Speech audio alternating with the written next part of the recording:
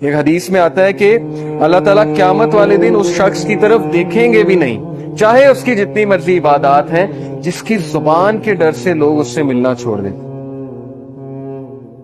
موسیٰ علیہ السلام جب خضر علیہ السلام سے ملے تو وہ ایک کشتی میں سوار ہوئے۔ اس کشتی کے لوگ بہت اچھے تھے، انہوں نے موسیٰ اور خضر علیہ السلام کی مدد کری اور ان سے پیسے بھی نہیں لیے۔ آخر میں خضر علیہ السلام نے ان کی کشتی میں ایک چھید کر دیا۔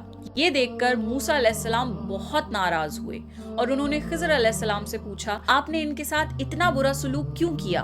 بعد میں خضر علیہ السلام نے سمجھایا کہ آگے ایک ظالم بادشاہ تھا جو کہ لوگوں کی کشتیوں کو ہڑپ لیتا تھا۔ میں نے اس کشتی میں چھید اس لیے کر دیا تاکہ وہ بادشاہ اس کشتی کو ڈیفیکٹو سمجھ کے چھوڑ دے۔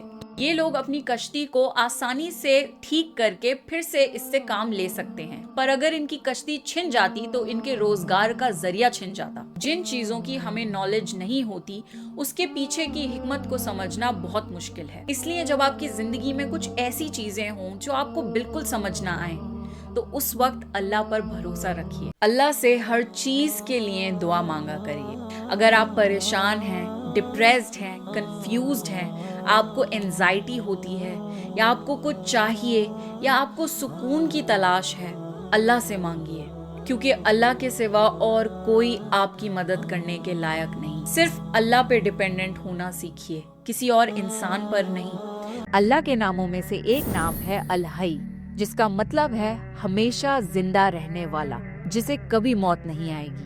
ہم سب کی زندگی پر ایک ٹائمر لگا ہے، ہم آج زندہ ہیں پر کل شاید نہ ہوں، مگر الحی وہ ایک اکیلی ذات ہے جو ہمیشہ سے تھی، ہمیشہ ہے اور ہمیشہ باقی رہے گی۔ زندگی میں ہم اکثر ان لوگوں پر ڈیپینڈ ہو جاتے ہیں جو خود فانی ہیں، مطلب ان کی خود کی زندگی ٹیمپرری ہے۔ ہم اپنے پیرنٹس، فرینڈز یا پارٹنرز پر اتنا ڈیپینڈ ہو جاتے ہیں کہ ان کے چلے جانے کے بعد ہمیں لگتا ہے کہ ہماری زندگی